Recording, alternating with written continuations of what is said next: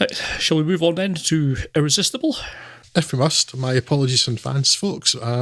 I'm supposed to be preparing for this one, but by the time I went to come and write this today, I'd basically forgotten all about this film because I saw it months ago.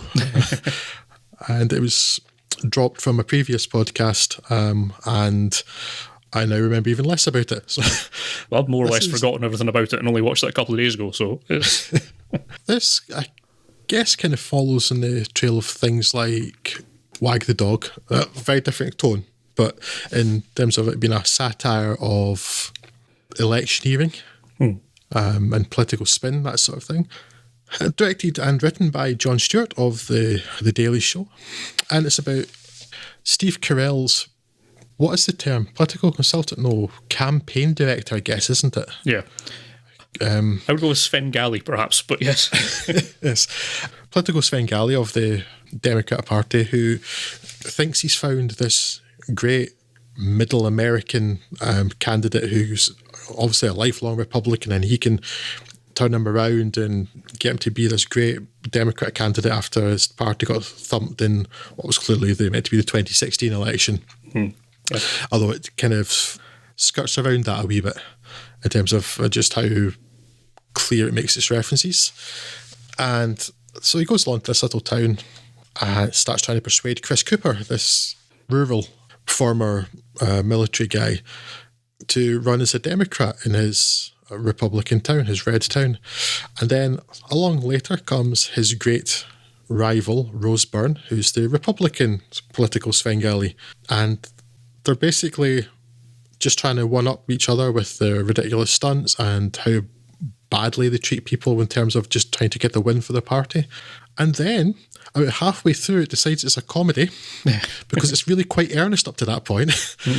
Which is one of the problems I have with this. The tone's really weird because it doesn't seem to remember it's a comedy about halfway through. Yeah, yes. Then it kind of becomes like a satirical political comedy.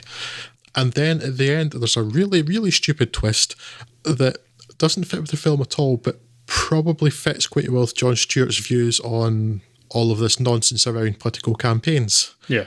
That is essentially all that happens in the film. There's not a great deal to recap in it. I think the problem I've had with Irresistible is just, be straight up, it is supposed to be a comedy and it simply isn't funny enough. As you say, there's a whole stretch where it almost forgets to put any jokes in at all. The jokes that it does have, I think some of the stuff that's trying to position as jokes just didn't come across as funny because they've been so tropified that it just reads like a normal political setup. You know, the out of touch big city guy coming in and assuming all these rednecks are not up to his level of sophistication, all that sort of stuff. That just goes on like that for ages and it just doesn't do anything even remotely amusing or funny. And this came from someone like Jon Stewart. I just cannot imagine how he got rewriting this. I've got an awful lot of time for Jon Stewart's work in the past and I've found him incredibly funny frequently for so many years. But this is absolutely dire. It gets a bit of life in that final stretch after its sort of silly twist. But really, the movie that Jon Stewart wants to make is about an interview that he has with one of the previous directors of, like, I can't remember if he's like someone supposed to be in charge of regulating super PACs, something like that. So he has a kind of chat with him during the credit roll where he's talking about campaign financing and has a little bit of a laugh with him. And I think that's the film that he wanted to make. Everything from that twist onwards in the last bit, that's the bit that's actually of any kind of political satire, bite, interest, or laughs occurs in the last like 10 to 15 minutes of this film, and the whole 80 plus minutes in front of it is just pretty dismal and ultimately forgettable. Dismal's strong. It's never that bad. Steve Carell has enough talent and charisma to kind of drag you along with it, and Chris Cooper and all that. There's a great cast there that makes up for a lot of its shortcomings in the script, but it's not worth watching up until the last 10 minutes. And I think there's a decent idea for the film in here somewhere, but this ain't it, bro. It's just not funny enough, which is a real shame, a real disappointment from coming from someone like Jon Stewart, who I expect much better of. It's just not funny enough. I can remember how absolutely accurate this is, but what I felt watching this is it did remind me quite a lot of a film I talked about on this podcast in I think even 2015, a long time, maybe early 2016, called Our Brand is Crisis. Yeah. with very, very similar characters in Sandra Bullock and Billy Bob Thornton's characters in that, doing very, very similar things. And it was terrible too. Again, yeah, you're right, Scott. There's enough talent in front of the camera here to make this watchable, I guess would be the best word. Yeah. But you're right, it's very, very tired with the tropes and the cliches it leans on. And although the end portion kind of tries to subvert how it acts to begin, it is very much that. It's like these rednecks are unsophisticated stuff, and it feels very much like it's punching down. Yeah. In a way that wasn't funny 30 years ago when films did that. Yeah. You know, and also it has to kind of do that for the twist, if you like, to make some sort of sense, but that is not worth sacrificing 80 minutes of your film with to set up that punchline.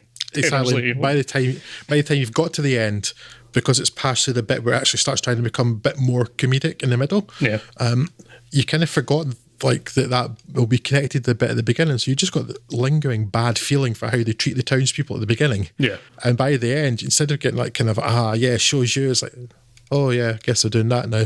Yeah. Which is a pity, but I had forgotten about the bit in the credits, but absolutely you're right, because he should have been making some sort of documentary or something. Yeah. I think. I don't think this ought to have been a fiction. I think he could have made a really, really entertaining documentary about this. Like, even maybe you set it up as this ridiculous idea, then like, actually no, here's this guy in charge of these, he's showing you this could entirely happen. There's nothing that could stop this happening. And then, expand on it a bit more or something. But yeah, it's maybe not the best analogy, I suppose, but something like the way The Big Short handled it, where it is, it's actually dragging in some bit more, two camera descriptions of how this could happen. If it's set up more like that as a kind of pseudo documentary, if nothing else, then that would probably work better and make the same points better and let him be funnier for longer, rather than just having an awful lot of setup that's not worth it. Although, and yet another really, really disappointing political film with Steve Carell, which is a pity because I like Steve Carell a lot. The Big Short is for many reasons not the best example, but I do see where you're coming from. Yeah, in the end, it's more, and one of the reasons I'd watched it within the last couple of months is that coming up to US election season, it might be quite topical. Yeah.